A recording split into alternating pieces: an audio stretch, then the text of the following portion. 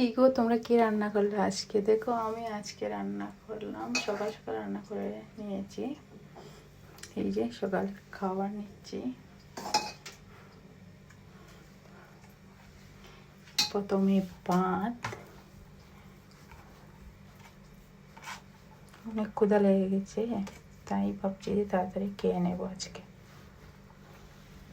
সাথে আছে লেবু, আর এই যে দেখো শীতল চাটনি, এই যে বেগুন ভাজি, এটা শীতল দিয়ে বেগুন দিয়ে ভর্তা, এটা হলো পনিরের সবজি।